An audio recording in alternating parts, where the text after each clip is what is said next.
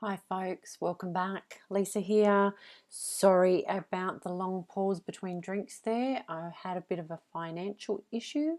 I'm back up and running now. I lost my internet entirely, but it was a good thing for me to take a bit of a break and have some time with the Wi-Fi turned off.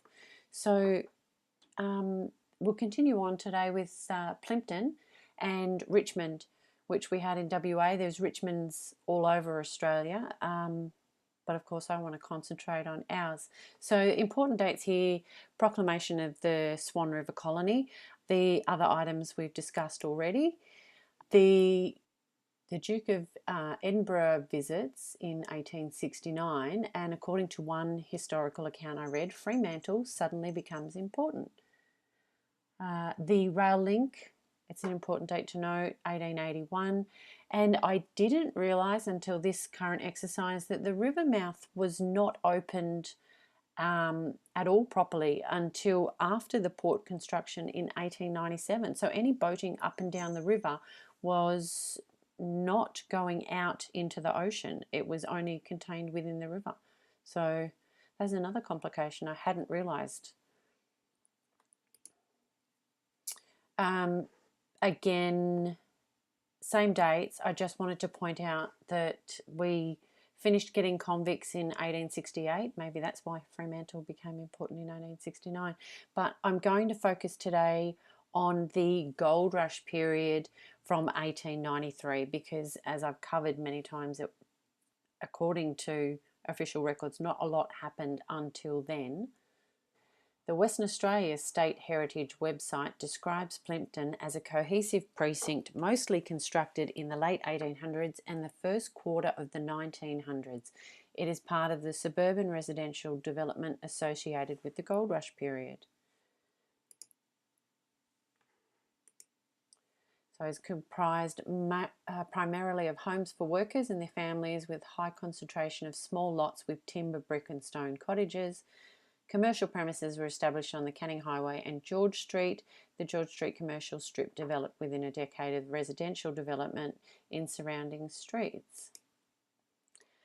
So there's a bit of a map showing Plympton and Richmond and a couple of pics, and I'll talk about those later. Richmond was a highly prized location for wealthy businessmen of Fremantle around that time and featured many fine residences, that being one of them. You can tell by the chimneys, look at it.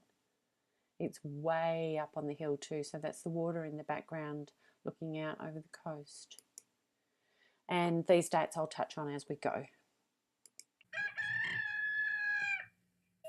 Wake up and listen.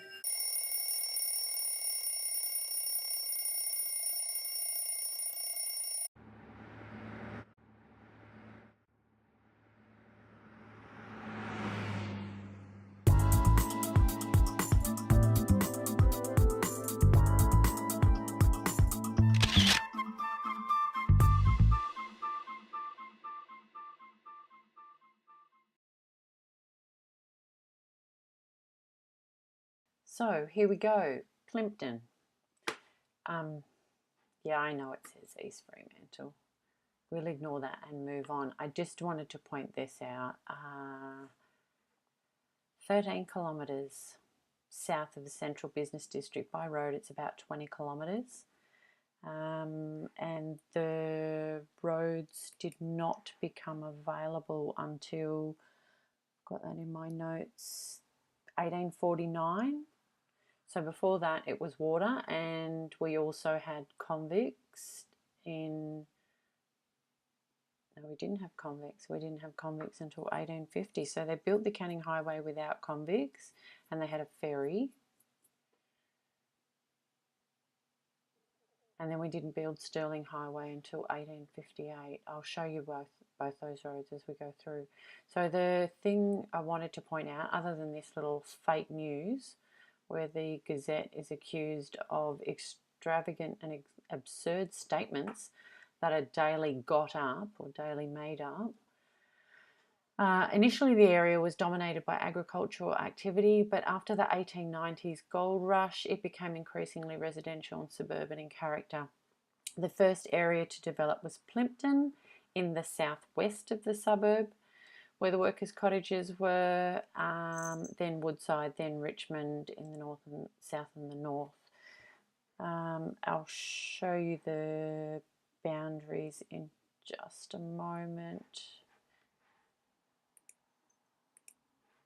Okay, so this is where we were last time in Fremantle. We're looking around here, so Perth City back up here to the east, and this here near that white monstrosity is Plympton, and we'll go through Plympton today. So as I mentioned, early days getting into Perth, there was a bridge somewhere here, one of the first bridges that went in, which would have taken you Stirling Highway. I'm not sure if this road went through or you had to go around or through Kings Park at that point, but that was, where are we? 17.2 kilometres, so from Plympton. The other way to get through, so there was no railway bridge. I just want that noted, that the first railway bridge went in 1881, and at that point the railway went from Fremantle through to Perth and then on further inland into Guildford, and the train line follows up this way and into the city from this end. So, and coming down, there's some old stuff around Claremont, and there's definitely a couple of mud buildings up around here as well, which we'll talk about later. So the other way to get into the city would have been Canning Road, which became Canning Highway, but none of that was there then. So we had to go this way. So that's at 20.2 kilometres, but you're not going to have a loop to get on. And there was a ferry here in the 1840s, and they eventually built the bridge. Have I got a date? No, I don't have an exact date for the Canning Bridge. There was conflicting dates as well in the articles that I read. So that was your other way, and that was dependent on the bridge being built here in the causeway as well at an earlier stage. So that's what the road would have looked like back in the 1840s, 1850s.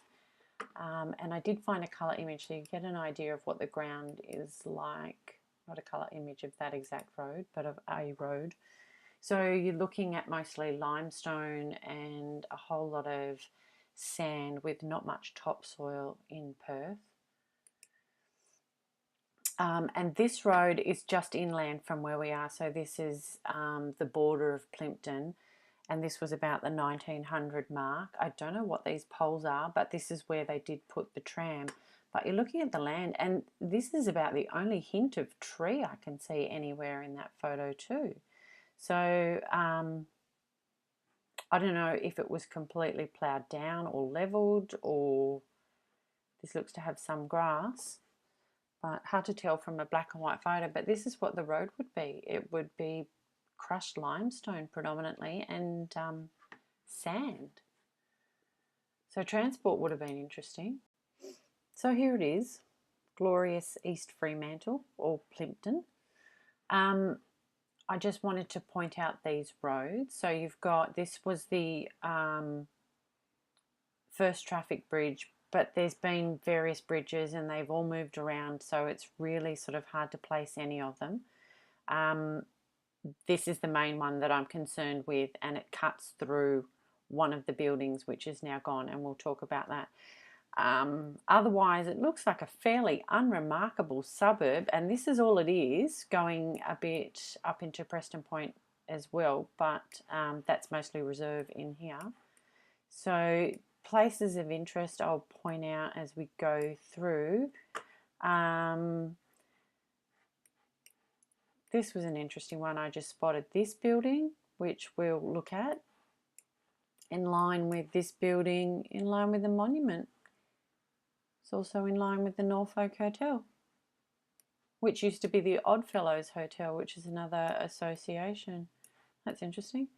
Okay, so pressing on, we're going down here to begin with to the oldest building of any great note in Plympton, and it's the Castlemaine Brewery. So I've got that dated as from 1896. and not hugely important because it's all just the story, but when you look at it, well, that's not it. That's actually the Phoenix Brewery, and it later became the Castlemaine Brewery. So the building we're looking at is this one.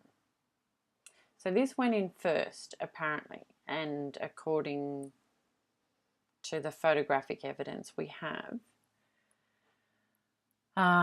This is another one from the Batty Library.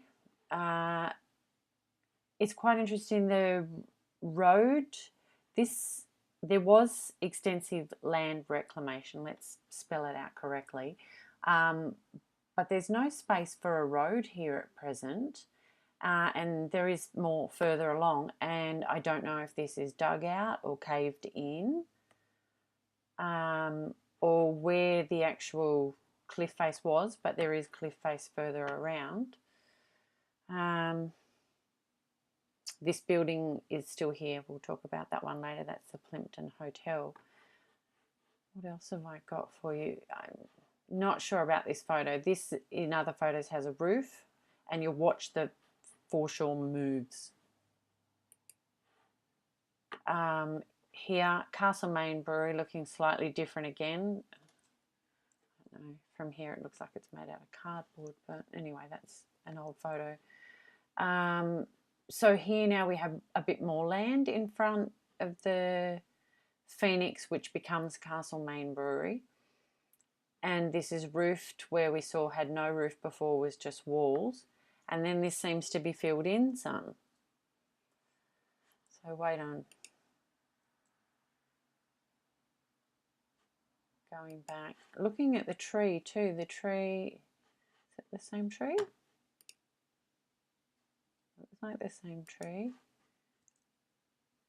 Varying stages of growth or not growth, or chopped down again. No, it's a bit hard to rely on. And there's a few houses up here that are still existing.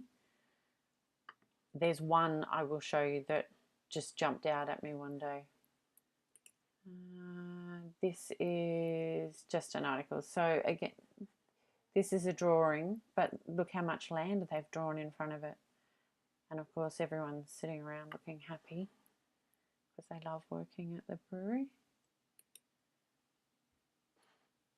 Here it's labelled Phoenix, so that then implies the date.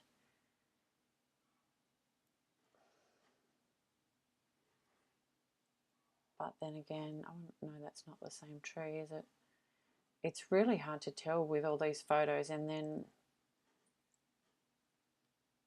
this seems to be missing something that appears here in later photos. And see here, there's no real road.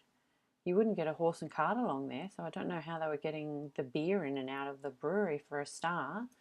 And then, as I said, there's more around the bend there. So here, this is now the left bank, was originally the boat builder's cottage.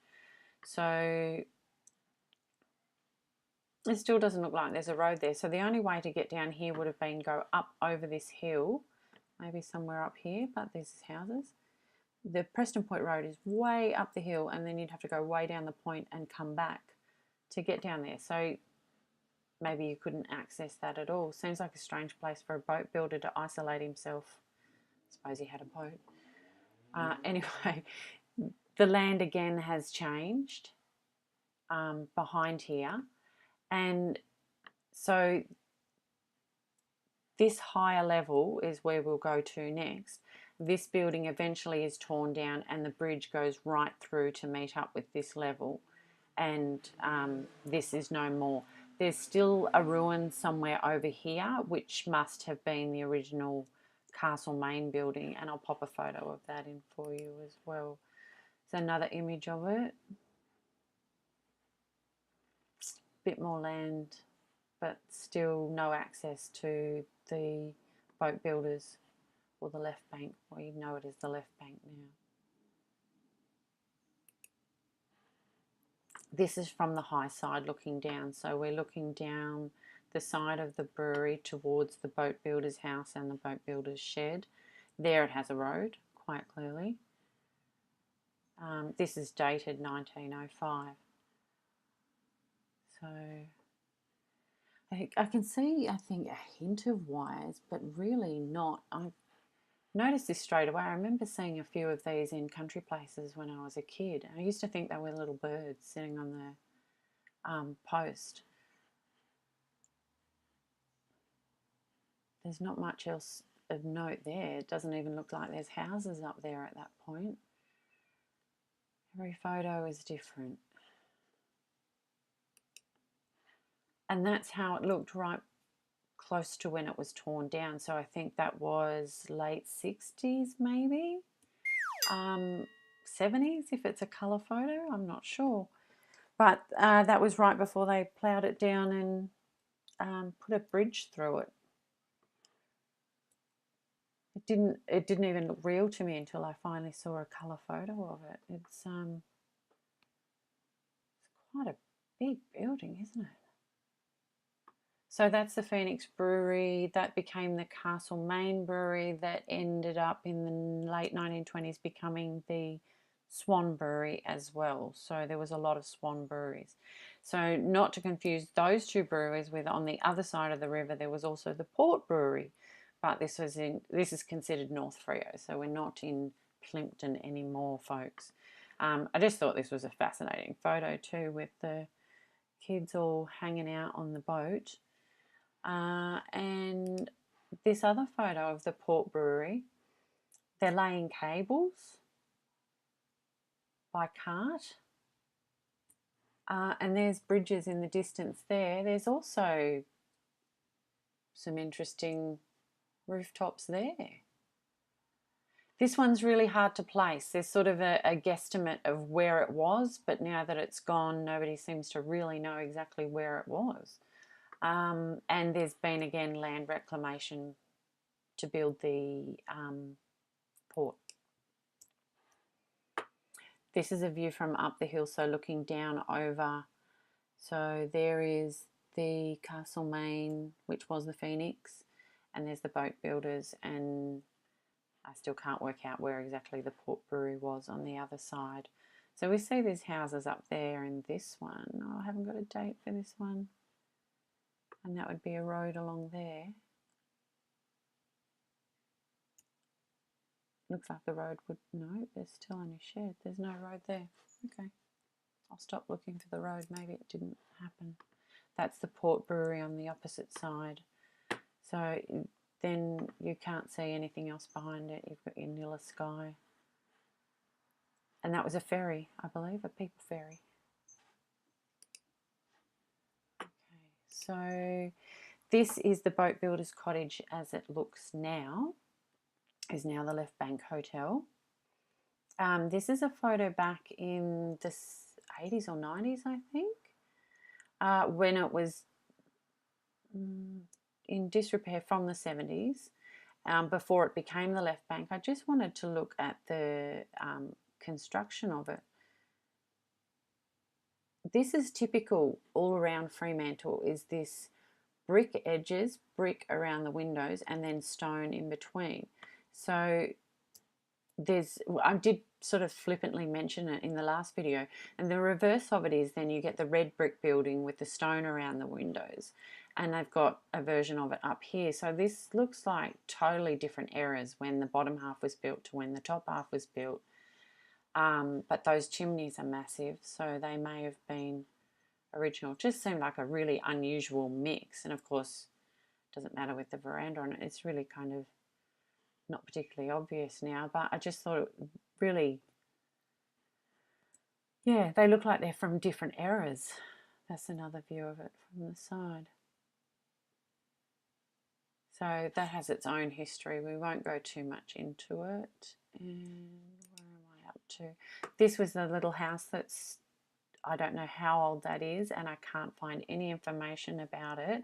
I just drove up the road one day and there it was in front of me, and I thought, wow, it's so cute. And this would have an amazing view of the port, probably. It's so high up. So this is where I'm talking about. This would have been where the Phoenix, later Castlemaine Brewery was. This is the boat builders over here. And I'm guessing this was a remnant of the original Castlemaine Brewery. And I'll pop a picture of that in there. I went down and photographed that too. It is very old, and there's all sorts of hodgepodge retaining walls and added, and you know, it's a nice area now. There's seats and park, and but all this area, it's been so changed and then reclaimed and this, that, and everything. It's really hard to actually put it back together. But there's a lot going on in this space. So to the top now, I'll just get us up there. Oh, this was the town hall, which I didn't really give you a good look at before. So you can see just this is the original building, stops here. And this is tacked on the back, and it's at a lower level, at least the top half is, and it does look a bit top heavy, but I couldn't find any details of if there's anything below ground. But it is in the side of a slope, which we'll talk more about. Nearby, this was the first church, I think. I can't get exact dates on it, and it's now been turned into a house, so there's really very little information about it. This is one of the other churches. I'll show you in a second. I keep confusing the two because they're similar. And this, I've got no information about what this building is, but yeah, interesting roof. And town hall again. So this is the same church painted white. Is on the corner of Duke Street. Now Duke Street is now cut off, and we're going to end up here. So this would be where the St George Hotel is and where the brush factory. So that has been demolished as part of the building the bridge and the road through. And that, again, was it before it was painted. So that gives you the location next to the town hall. And then today that's where it is, with the road cutting through at the similar height to the road up, the hill up here. And that'll be the dome of the Royal George Hotel. This is the other church that was also right next to the post office building I'll show you in a moment, which was 1898. The post office building went in. Let me just go through some of those. Post office 1898, town hall 1902, Glanville's building 1902. I'll show you that one in a second. The Trade Winds or the Plympton Hotel 1897, 1898. There's confusion on that one. So this is the Presbyterian Church, and I've got 1898 on that. And I didn't notice immediately the asymmetrical shape, but I did notice this. There was a lot more to it, and there's no mention I can find. You know, probably you'd have to go through church records, maybe, I don't know. There's no mention of what was there.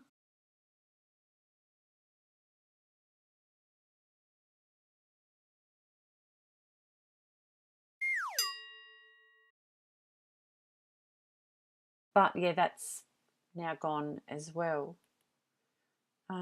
And there's another picture of it. You can see they do look bigger than normal size buttresses sticking out the side. And oh, I forgot to mention on the St Peter's Church. Is it St Peter's Church?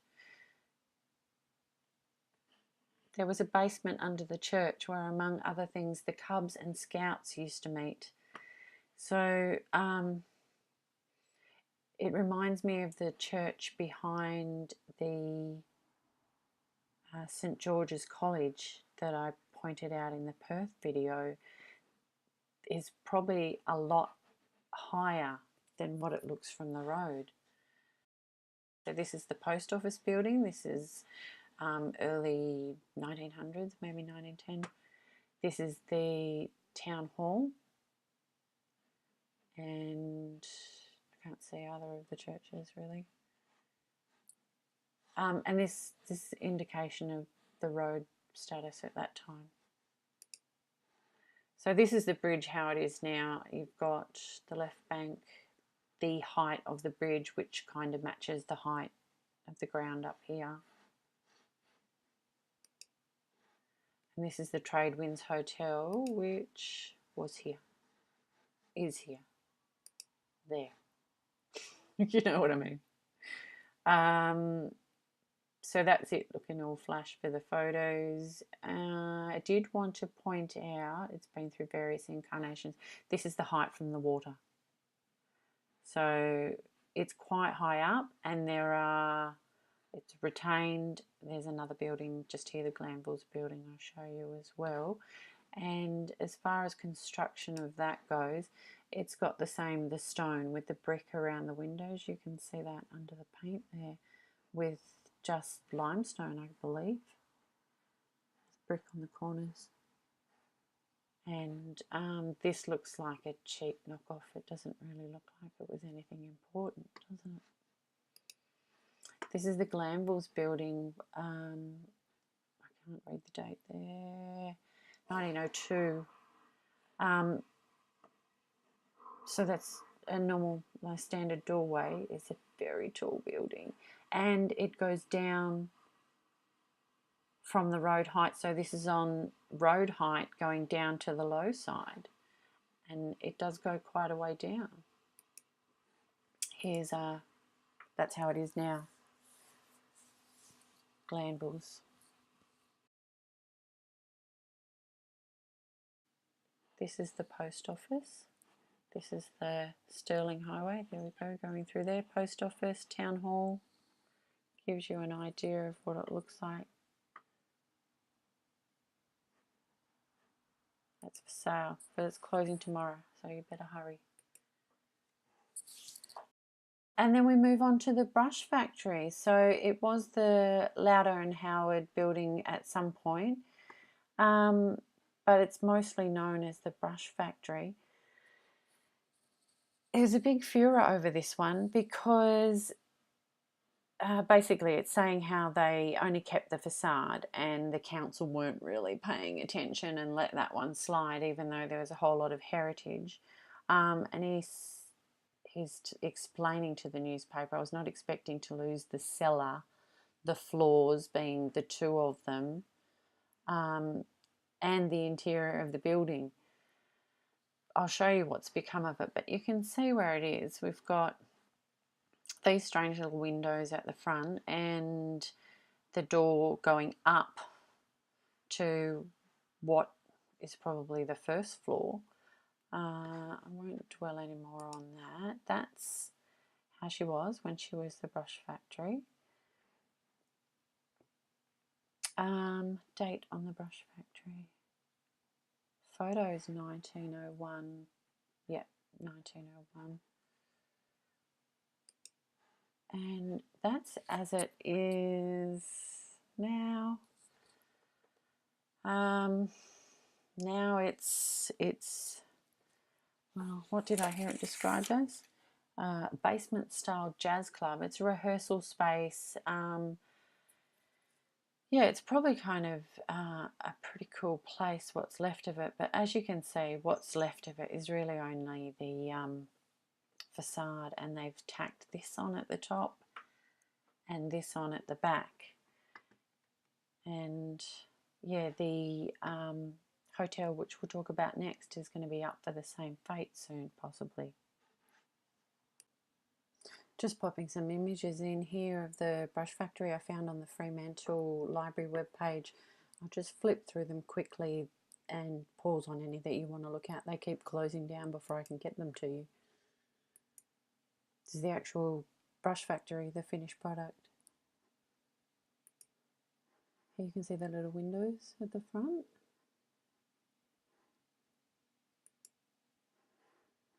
And I'm not sure where in the building this is, but the light's coming in from way up high.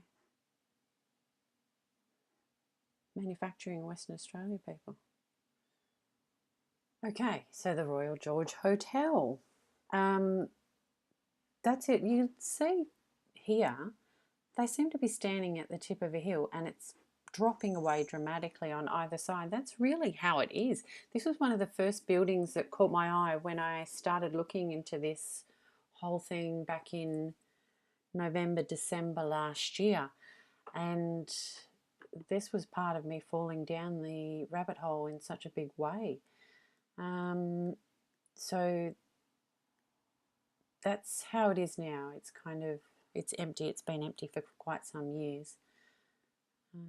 And the local uproar over it, this is one plan of what they want to do to it, which is quite terrifying.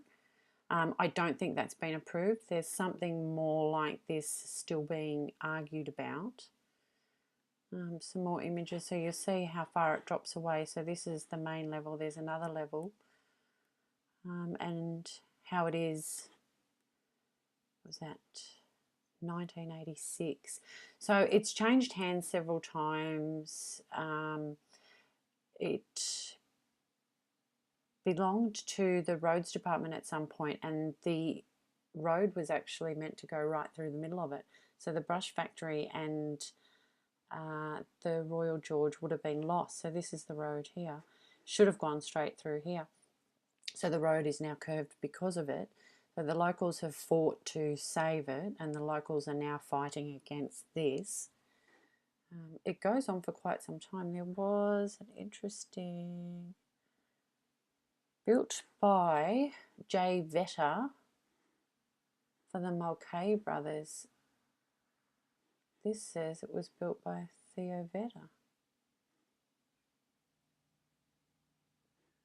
J. Vetter, Theo Vetter. I can't find a Theo Vetter. I might try again and look for a J. Vetter, but I couldn't find any information about the builder. Moving on. Oh, that's just the community consultation if anyone wants to go and have their say. So this is from the other side of the road, showing you the height. So there's your average shipping container. That's on a truck on the road, and that's about similar height to the shipping container. So you're looking at, what did I find? I think it was about 2.6 metres for your average shipping container. So looking at that, you can say 2.6, roughly 2.6 to the container, 2.6, and then there's a whole other floor again here. So potentially that's 2 full floors below ground there. And then just looking back up the other way, back to the Canning Highway height. So you see that it's 2 floors different between there and here as well, or thereabouts. This is just some more of the external pictures of the building from the website.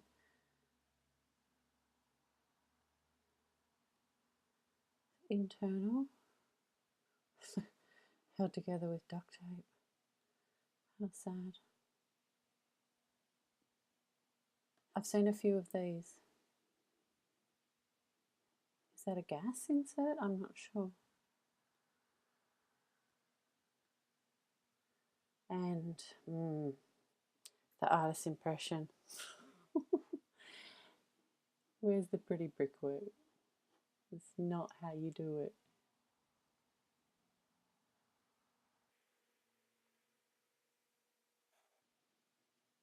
Archival. It's not an actual plan. It's just a what do you call it? Elevation. That's the word I'm looking for. 1949, 1905. We saw that one, and we've seen those. Okay, I don't think there's anything important here. These images, at no point do they mention the below ground floors. We've got 3 floors in all the images except for this one, which is still only 3rd floor, but it's a lot lower down. I'll show you from the back. Okay, so here we are down the back. This is Duke Street.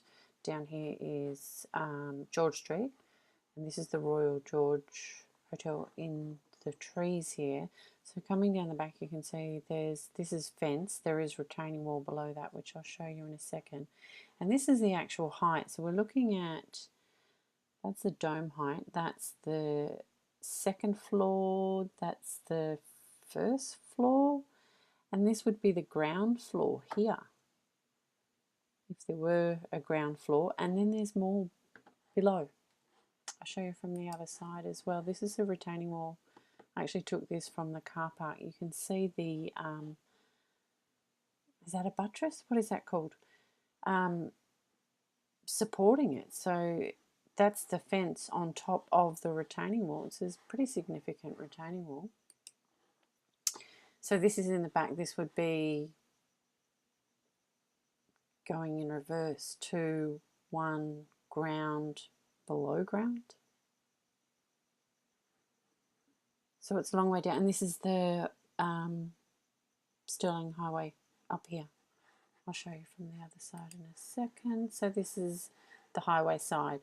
So this is coming down the hill. This would be the addition to the brush factory. And that's all retained as well. So there's a whole other floor below the retaining on that side. Down here. So that's where the retaining is. So it's a massive drop.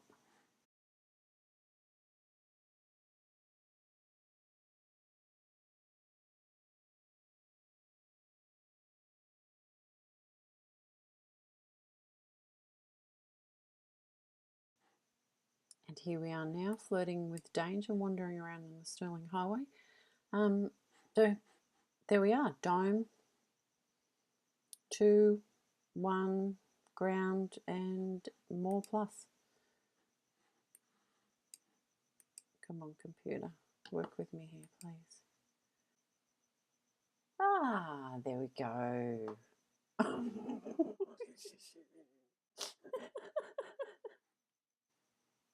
That's probably about the best view you can get of it from the side.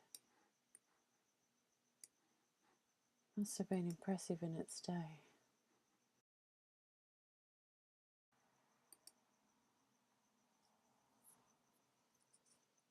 Take your time, Google. No hurry. How far that is. How far down. That's after she's already come uphill and up again. Crazy building. Oh, there's the white monstrosity. Okay, I just wanted to pop this little one in that came up on Pinterest. It's kind of what you'd expect for the area, except for this strange window. I can't click on it. This strange window at the bottom. I'll try from this side. Identified as 26 Hubbell Street. Interesting place. When you look closely, I mean, these are all timber, but there's spires. There's one of the famous chimneys. Look at this, and it looks, the way the gate is, it looks like it's drawn a circle right around this window that seems to be too close to the ground down here. So it must be 2 levels here, built up here. It's actually still standing, this cottage, and it's hidden behind this tree. So this is Google, I don't know what year that is. Where does it say that? 2014. So they've filled it in and they've pulled the fence down again. This must be the new pavement gone in. But the exact same house is still hidden in the trees there, but further buried and full-grown trees in front of it. Isn't that incredible? I want to drive down there and look at it now.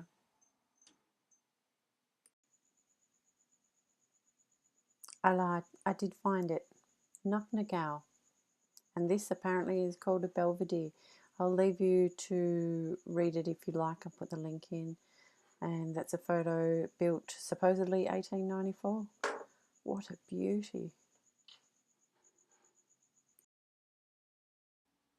This is just a quick view of the primary school. This is one of 2 primary schools in the area. The other one, Richmond Primary, I really cannot get a view of, but I can tell you from driving around it and from going around and around on Google trying to see what I can see, it's several shades of brick and they're all red. And last but not least, as I keep calling it, the autism building, this is a treat for you. Come on, Google, help me.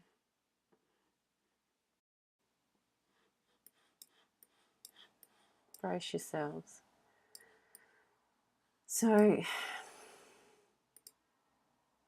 there she is, way down below road level. There's, I think, a ramp heading down here.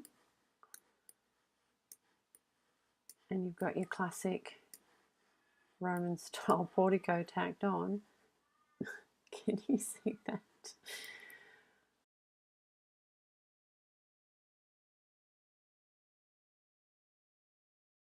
Oh dear, so this was the former Freemasons building. I'll see if I can get you a look from the other end.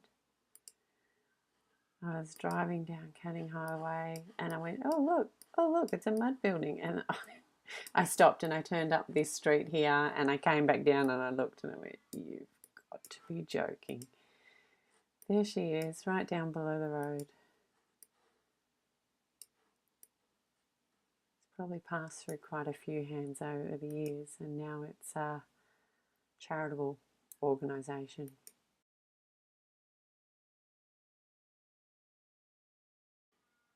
Thanks for being with me today, folks. I will continue on with some smaller presentations and I'll try not to go too hard into the full suburbs because it gets a bit heavy going for me as well, but I'm trying to give you a good picture of how the land is and how it may have changed over time according to these buildings. What a historical record, built up all around us and slowly being eroded away. Anyway, thanks for joining me. Take care. Bye-bye.